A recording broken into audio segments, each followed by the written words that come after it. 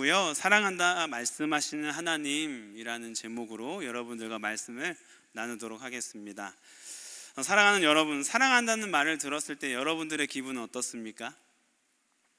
정말로 상대방이 사랑하는 존재가 사랑한다라는 말을 해줄 때 여러분들은 아마 기분이 나쁜 사람은 없을 겁니다. 다 기분이 참 좋고 위로와 힘이 되는 것을 경험할 것입니다. 내가 사랑받는 존재라는 사실을 느끼게 해주기 때문에 그렇습니다. 그래서요, 이 시간 서로에게 한번 사랑의 고백을 해보도록 하겠습니다. 두 눈을 바라보시고 앞뒤 좌우 이렇게 한번 인사해 볼까요? 사랑합니다. 정말로 너를 정말 사랑해.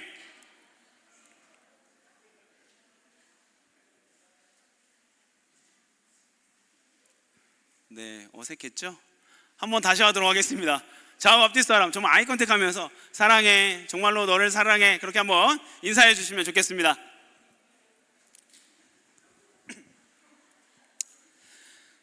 네, 고맙습니다. 네, 그런데 오늘 하나님께서도요, 우리들에게 시편 1편의 말씀을 통해서 사랑한다라고 말씀하고 계십니다.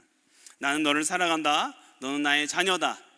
내가 너를 지명하여 불렀다라고 말씀하시는 하나님은요, 오늘 시편 1편의 말씀을 통해서 특별히 나는 내가 참으로 너희가 참으로 복된 삶을 살기를 원한다 라고 말씀하고 계시는데, 이 멘트가요, 하나님이 우리를 향하신 사랑의 고백이라는 것입니다.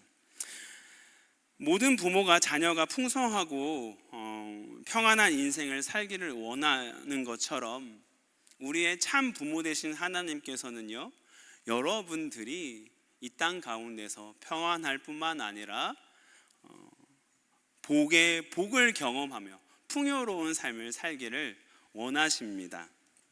그러므로 우리는 하나님이 말씀하시는 복 받는 인생이 되기를 원한다라고 말씀하셨잖아요. 그 복이 무엇인가 우리는 고민해 볼 필요가 있습니다. 그래서요, 오늘은요, 이 시편 1편 말씀을 가지고 세 가지를 함께 나누고자 합니다.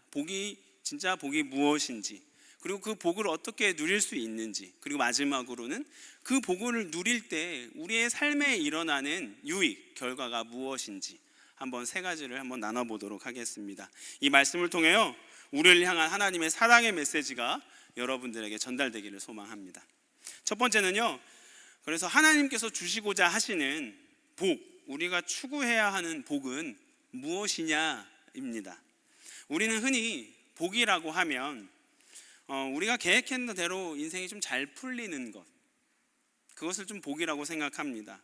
원하는 학교나 직장에 들어가거나 경제적으로 풍요로워지거나 건강하고 안정된 삶을 살게 되면 우리는 복을 받았다라고 생각을 합니다.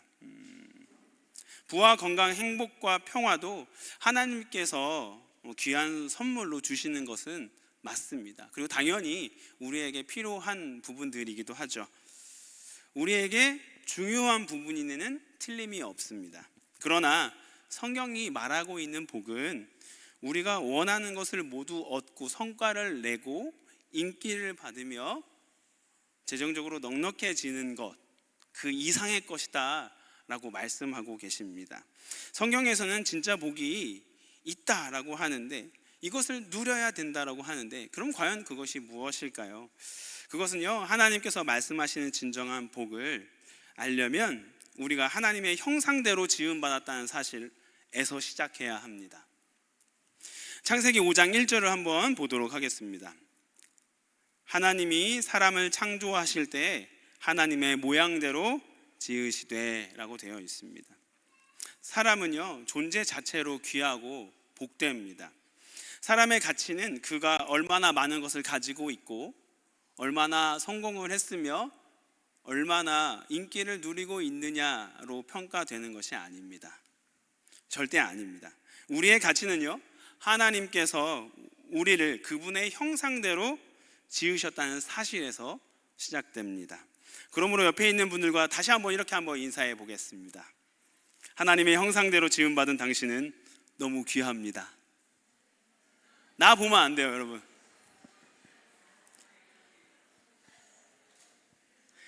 하나님의 형상대로 지음받은 당신은 너무 귀합니다. 여러분, 하나님이 누리기 원하시는 참된 복, 그것을 깨닫기 위해서는요, 우리는 하나님의 형상대로 지음받았다, 그것에서 시작해야 된다고 말씀드렸습니다. 그게 과연 무슨 의미일까? 하나님의 형상대로 지음받았다는 말은요, 사람이 하나님을 알고 그분과 소통하며 교제할 수 있게 만들어졌다라는 의미입니다. 쉽게 말하면요, 하나님의 형상은 하나님과 관계에 맺을 수 있는 접점, 붙임점이라는 것입니다. 우리가 하나님의 형상대로 지음받았기 때문에 우리가 하나님과 교제할 수 있는 존재가 되었다라는 것이죠. 사람은 다른 피조물과 달리 하나님을 단순히 본능적으로 따르는 존재가 되는 것이 아니고, 하나님의 말씀을 듣고 그분 앞에 반응하고 이해하고 사랑의 감정적인 교류를 할 수 있는 존재로 만들어졌습니다. 그것이 하나님의 형상에 따라 지음받았다라는 의미입니다. 그러므로 사랑하는 여러분, 진짜 복은요, 하나님이 주시는 물질이 아니라 하나님의 형상대로 지음받은 우리가 하나님과 교제하며 그 교제 속에서 일어나는 사랑의 감정을 느끼는 것, 이것이 참된 복입니다. 그러면요, 이 참된 복 알겠다 이 말입니다. 그러면 이것을 정말로 알고 잘 누리려면 우리는 어떻게 해야 할까요?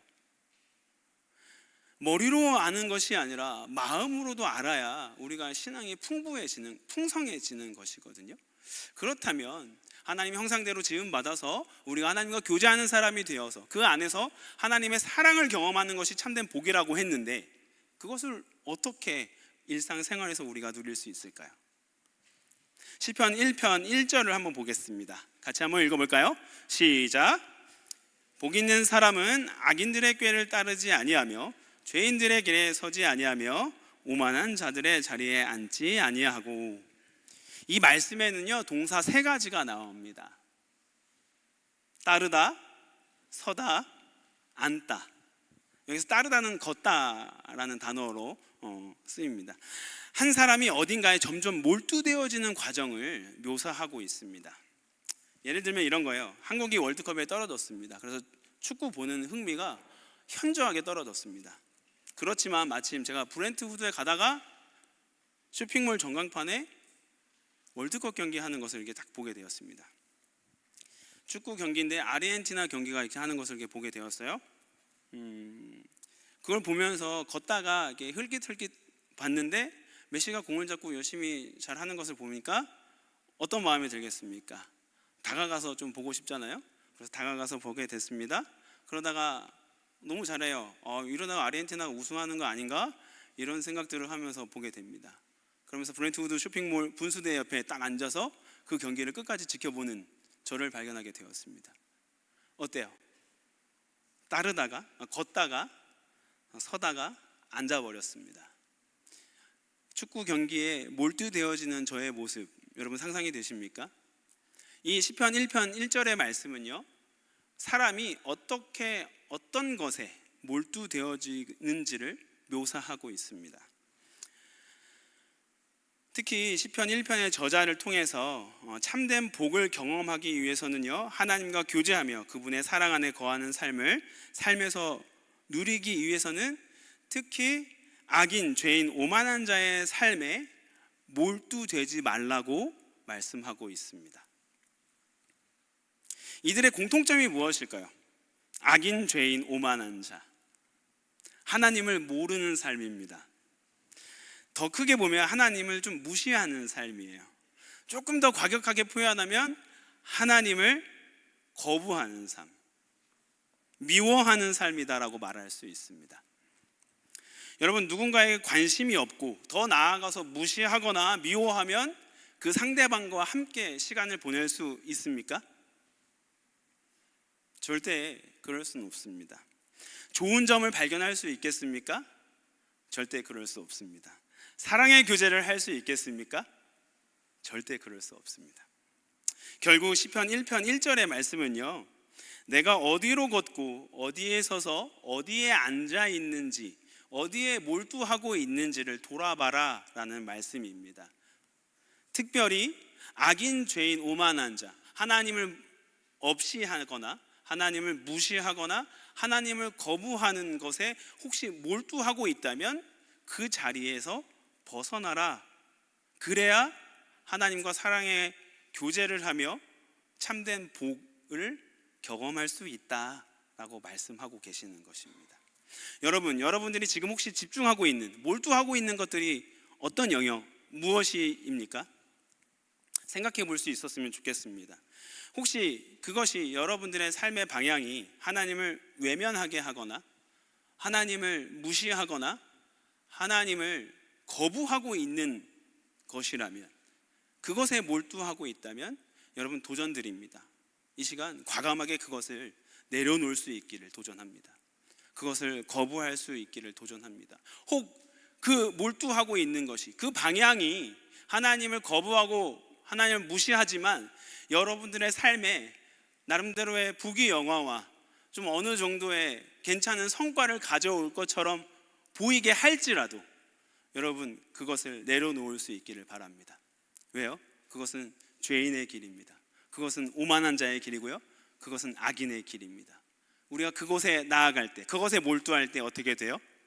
하나님과 우리는 참된 복 경험할 수 없습니다.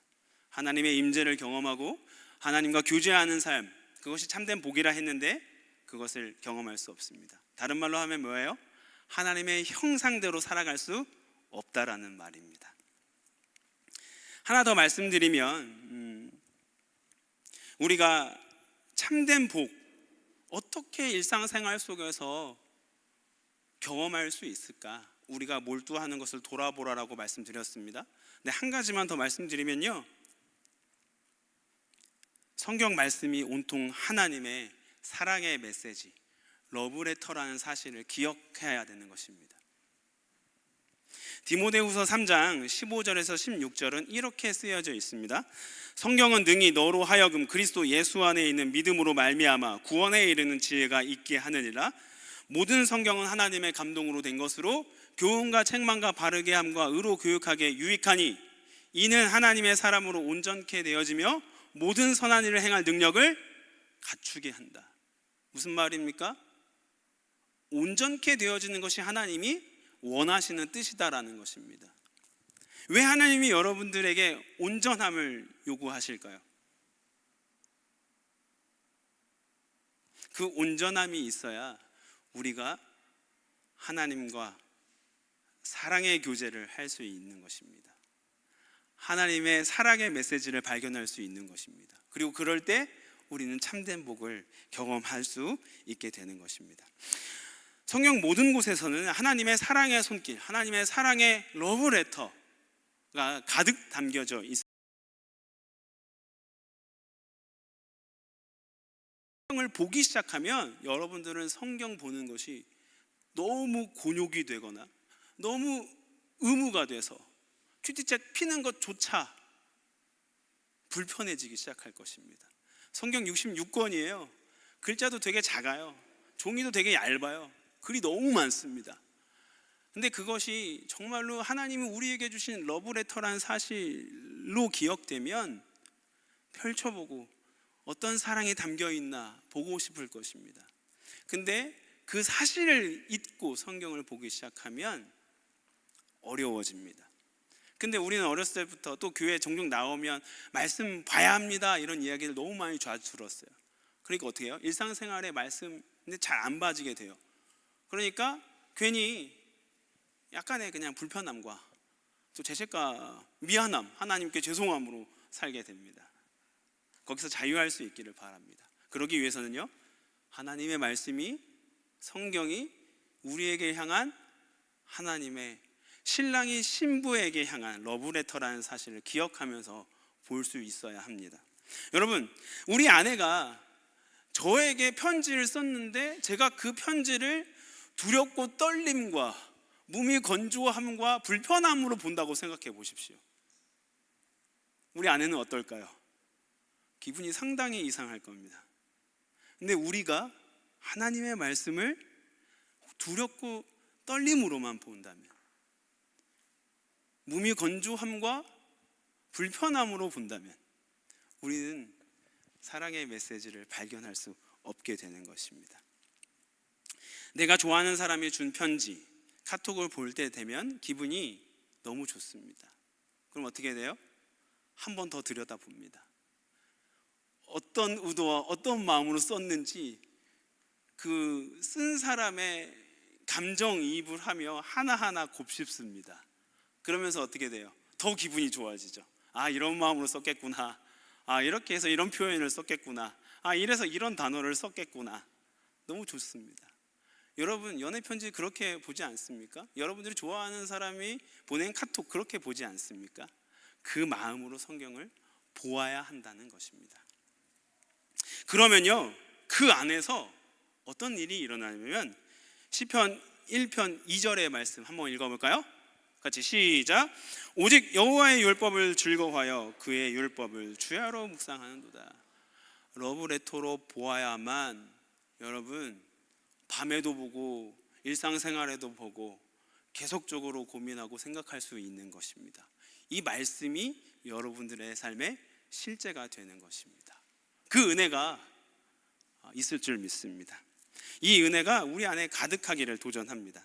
성경은 우리를 향한 러브레터입니다. 성경을 볼 때 하나님은 나에게 어떤 사랑의 메시지를 말씀하시는가? 그래서 이 질문을 늘 이제 꼭 기억하기를 바랍니다. 따라해 볼까요? 하나님은 나에게 어떤 사랑의 메시지를 말씀하시는가? 이상했군요. 그러면 제가 한번 쭉 읽고요, 여러분들도 저거 한번 읽어보겠습니다. 하나님은 나에게 어떤 사랑의 메시지를 말씀하시는가? 여러분들이 큐티를 할 때, 말씀을 볼 때 이 질문을 가지고 시작할 수 있기를 바랍니다. 그럴 때 여러분들 거기 숨겨있는 하나님의 사랑의 손길, 사랑의 메시지를 발견하며 율법을, 말씀을 즐거워할 뿐만 아니라 주야로 묵상하는, 아침 저녁으로 묵상하는 사람이 될 것입니다. 그렇다면 우리는 하나님이 말씀하신 참된 복이 무엇인지 돌아보았습니다. 그리고 이 복을 누리기 위해서 우리는 어떻게 해야 하는가도 돌아보았습니다. 우리가 어떤 것을 몰두하고 있는지 신경 써야 한다고 했습니다. 그리고 하나님 말씀이 러브레터라는 사실을 기억하고 봐야 된다고 했습니다. 그러면 어떤 유익과 결과가 우리의 삶에 일어날까요? 이 복이 어떤 유익을 우리에게 가져다 줄까요? 우리는 그것을 알 때 더 이 복을 사모하게 될 것입니다. 그것은 뭐냐면요, 두 가지를 이야기하려고 하는데요. 첫 번째로는요, 형통의 삶이 무엇인지를 알아간다는 것입니다. 형통의 삶이 무엇인지 알아간다는 것입니다. 시편 1편 3절 하반부에는요, 그가 하는 모든 일이 다 형통하다라고 되어 있습니다. 이거 형통의 영어 단어가 지금 뭘로 쓰여져 있습니까? 뭐라고요? 네, prosper라고 되어 있습니다. 그런데요, 그렇다는 것은 그러면 뭐예요? 아까 앞에서 부귀영화가 복이 아니라고 했는데 여기서는 또 부귀영화가 복인 것처럼, 결과인 것처럼 나오네 라고 생각될 수 있습니다. 이 형통, 하나님이 말씀하신 형통을 우리가 좀 돌아볼 필요가 있습니다. 창세기 39장 2절 보면요, 여호와께서 요셉과 함께 하심으로 그가 형통한 자가 되어 그의 주인 애굽 사람의 집에 있으니. 23절을 보면, 같은 장 39장 23절에 보면 간수장은 그의 손에 맡긴 것을 무엇인지 살펴보지 아니하였으니 이는 여호와께서 요셉과 함께 하심이라. 여호와께서 그를 범사에 형통하게 하셨더라. 여기서 형통, 2절에서는요 프로스퍼리라고 되어 있습니다. 23절에서는 석세스라고 되어 있습니다. 그런데 지금 이 요셉의 상황이요, 어떤 상황이냐면 분명히 하나님이 형통하다라고 지금 말씀하고 계시거든요. 형들에게 미움받아 가족에게 팔린 상태입니다. 그러다가 보디발의 종으로 살게 되는 상황. 근데 종으로 살고 있는데 형통하다라고 평가하고 계십니다. 그리고 잘 살고 있는데, 그래도 거기 안에서 그래도 나름 만족하게 살고 있는데 또 누명에 쓰였어요. 간통죄에 빠져가지고 감옥에 끌려갔습니다. 근데 하나님은 그 감옥에 끌려간 누명에 억울해진 요셉에게 어떤 평가를 하고 계세요? 형통하다라고 되어 있습니다. 하나님은 우리에게 형통의 삶을 알게 하십니다. 우리가 참된 복을 누리고 그것을 어떻게 누리게 되는지 알 때 우리는 점점 우리의 삶 속에서 어떤 유익이 있냐면 형통의 삶이 무엇인지를 이해하기 시작하게 된다는 것입니다. 형통의 삶은요, 주어진 상황에서 하나님의 사랑의 마음을 이해하고 그 안에서 하나님이 주신 미션들, 일 발견하고 그 일을 묵묵하게 행하는 삶입니다. 그리하여 그 안에서 하나님의 인도하심과 계획하심을 발견하는 것이 형통의 삶인 것입니다. 그래서 이 형통을 알고 살아가는 사람은요, 상황과 환경에 쉽게 흔들리지 않습니다. 그런 사람을 바람에 나는 겨와 같은 삶이 아니다라고 표현할 수 있습니다. 오늘 시편의 말을 빌어서 표현한다면 바람에 나는 겨와 같은 삶이 아닙니다. 그럼 어떤 삶일까요? 시냇가에 심은 나무와 같은 삶을 살게 되는 것입니다. 여러분, 형통의 삶을 이해하게 되는 것이 참된 복의 유익입니다. 근데 그 참된 복의 유익 속에서 또 어떤 유익이 또 따라옵니까? 시냇가에 심은 나무의 삶이 무엇인지를 이해하게 된다라는 것입니다. 시편 1편 5절 한번 같이 한번 읽어보겠습니다. 시작. 그러므로 악인들은 심판을 견디지 못하며 죄인들이 의인들의 모임에 들지 못하리로다. 여러분, 이 말씀 안에는 뭐가 담겨 있냐면 더 중요한 말은요, 의인들의 모임이 있구나 라는 것을 발견해야 합니다. 이 말씀을 보면요, 의인의 모임이 있다라는 것을 발견하게 되고요, 하나님의 참된 복이 무엇인지 깨닫고 그 말씀 안에서 형통의 삶을 살며 시냇가에 심은 나무처럼 살아가는 사람들의 모임이 의인들의 모임이다라는 것을 알게 됩니다. 여러분, 그것을 오늘날로 표현하면 어떤 걸까요? 오늘날로 적용해 보면 이것은 교회 공동체이며 우리가 함께 모이는 브랜치에 해당되는 것입니다. 그것이 의인들의 모임인 것입니다. 시편 1편에 복 있는 사람은 시냇가에 홀로 서 있는 외로운 나무가 아닙니다. 그는 의인들의 모임 안에 심긴 나무인 것입니다. 여러분, 나무는요, 자신이 맺은 열매를 스스로 먹지 않습니다. 그 열매는 다른 사람에게 양식이 되고요, 지친 사람들에게 쉼이 되는, 위로가 되는 열매가 되는 것입니다. 마찬가지로 하나님의 말씀에 뿌리 내린 사람은요, 자신만의 유익을 위해 살아가지 않게 되는 것입니다. 이것이 시냇가에 심은 나무의 삶인 것입니다. 참된 복을 경험하는 자들, 그것을 어떻게 살아가는지 고민하는 자들에게는 형통의 삶이 무엇인지를 이해하게 됩니다. 상황과 환경에 구애받지 않고 어떤 상황 속에서도 하나님의 사랑과 계획하심을 발견하며 묵묵히 그 상황과 환경을 감당해내는 삶, 하나님과 함께 이겨내는 삶이 형통입니다. 그 형통의 삶을 사는 사람은 바람에 나는 겨와 같은 삶이 아니라 시냇가에 심은 나무와 같은 삶이 된다라고 말씀했습니다. 시냇가에 심은 나무와 같은 삶은 어떤 삶입니까? 그가 맺은 열매를 자신만을 이용하는 것이 아니라 이웃과 세상에게 나눠주는 삶. 왜요? 나무는 그 열매를 맺는 이유는 자기가 그 열매를 맺기 위해 열매를 맺는 것이 아닌 것처럼 우리의 시냇가에 심은 나무가 된다라는 것은 여러분들이 맺은 그 열매는 여러분들의 것만이 아니라 아무 노력도 하지 않았지만 나와 함께하는 동역자, 이 세상 사람들을 위한, 흘려보내기 위한 것이다 라는 것입니다. 참된 복을 경험하는 사람들, 하나님의 형상을 이해하고 하나님의 복을 여러분 삶 속에서 경험하는 사람들만이 만들어낼 수 있는 결과요, 유익인 것입니다. 이곳에 계신 삼성교회 청년 여러분, 여러분들 한 명 한 명들은 이 유익과 결과까지 나아갈 수 있기를 축복합니다. 시냇가에 심은 나무처럼 여러분들이 맺은 열매를 나뿐만 아니라 옆에 있는 사람, 브랜치원, 세상 사람들까지도 나누기 위해 노력할 수 있는 사람 되기를 축복합니다. 네. 이번에 선교팀이요, 이것을 실천할 수 있게 하나의 또 미션을 만들었습니다. 아마 예배 이후에 선교팀장이 나와서 또 광고할 텐데요.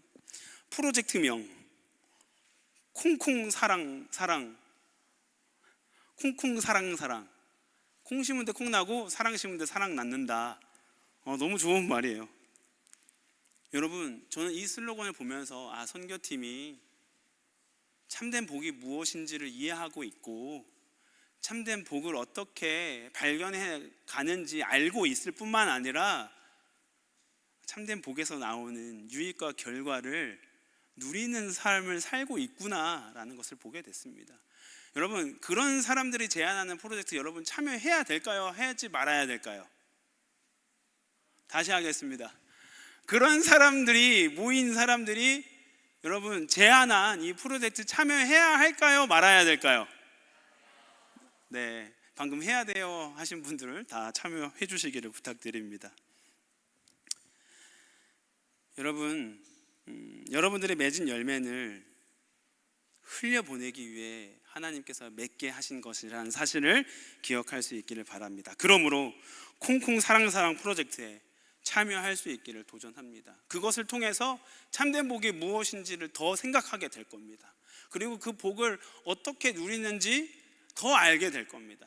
그리고 시냇가에 심은 나무라는 참된 복이 주는 결과까지 여러분 삶 속에 이어지는 것을 경험하게 될 것입니다. 그리고 이번 한 주는요, 내가 내 친구와 이웃, 세상 사람들에게 건넬 수 있는 하나님의 마음, 하나님이 나에게 주신 열매 흘려보낼 수 있도록 도전해 보시기를 바랍니다. 그때 여러분들은 바람에 나는 겨의 삶이 아니라 시냇가에 심은 나무의 삶으로 살게 될 것이기 때문에 그렇습니다. 여러분, 메시지를 마무리하고자 합니다. 사랑하는 여러분, 북미 서부에는요, 하늘을 향해 120m, 130m 가량 높이 자라는 거대 나무, 레드우드라는 나무가 있습니다. 이 거대한 나무들은요, 혼자 떨어져서 자라기보다는 숲을 이루어 함께 군락을 지어서 성장하는 나무입니다. 근데요, 너무 놀라운 것은요, 옆에 나무, 작은 나무가 있으면 스스로 자기 기둥의 가지를 떨어뜨립니다. 함께 자랄 수 있게 말입니다. 너무 신기하죠? 근데 더 신기한 것은 이 레드우드는 120, 130m까지 자라는 거대 나무인데 뿌리는 불과 2에서 3m 정도까지밖에 깊이 들어가지 않는답니다. 근데 어떻게 살아남고 어떻게 흔들리지 않고 시냇가에 심은 나무처럼 풍성하게 살 수 있을까? 뿌리를 옆으로 가며 군락을 지어서 형성한다고 했지 않습니까? 서로가 서로의 뿌리를 엮는답니다. 근데 그 엮음과 동시에 서로의 양분을 공유한다고 합니다. 신기하죠? 시편 1편이 말하는 복 있는 사람의 결과, 시냇가에 심은 나무의 삶이 이 레드우드의 삶과 같다, 비슷하다, 그렇게 여러분들에게 말씀드리고 싶습니다. 여러분, 시냇가에 심은 나무는 혼자 살아가는 나무가 아닙니다. 그리고 왜 시냇가라는 풍성한 생명력을 주셨을까요? 그 열매를 맺었다면 함께 그 열매를 나누라고 시냇가의 생명력을 허락하신 것입니다. 우리는 참 많이 시냇가에 심은 나무처럼 살기를 원한다라고 말씀하고 하나님 앞에 간구하기도 하고 묵상하기도 합니다. 오늘 시냇가에 심은 나무의 참뜻을 기억할 수 있기를 바랍니다. 그리고 그것을 위해 간구하며 레드우드처럼 함께 지어져가는 은혜를 경험할 수 있는 청년의 삶 살기를 소원합니다. 사랑하는 삼성 여러분, 참된 복은요, 하나님의 형상대로 지음받은 우리가 하나님과 교제하며 그 안에서 흘러나오는 사랑의 감정들을 경험하는 것입니다. 참된 복을 알아가는 사람이면 알아가는 사람일수록 하나님을 사랑한다라고 고백할 수밖에 없습니다. 그 사랑의 깊이가 여러분 삶에 깊어지기를 도전합니다. 이 참된 복을 누릴 수 있게 여러분 지금 몰두하고 있는 것이 무엇인지 돌아볼 수 있는 여유를 갖기를 소원하고, 그리고 그 몰두한 것이 혹 하나님을 무시하거나 거부하고 있는 영역이라면 과감하게 내려놓을 수 있기를 도전합니다. 그럴 때 우리의 삶 속에 형통이라는 그 참된 복이 주는 결과, 그 유익을 맛보게 될 것입니다. 그리고 여러분들이 그 맺은 열매를 타인들과 이웃들과 나누며 더 내 삶이 풍성해지는 것을 경험하게 될 것입니다. 여러분, 그리스도의 삶은요 풍성합니다. 그리스도인의 삶은요 하나님과 지속적으로 사랑이 깊어지는 것을 경험하는 삶입니다. 그리스도의 삶은 그로 인하여 어떤 상황과 환경 구애받지 않고 그 안에서 감사, 모든 것이 은혜다라고 고백하는 삶입니다. 풍성한 그리스도의 삶 발견하기를 도전합니다. 그러기 위해서 이번 한 주 여러분 도전합니다.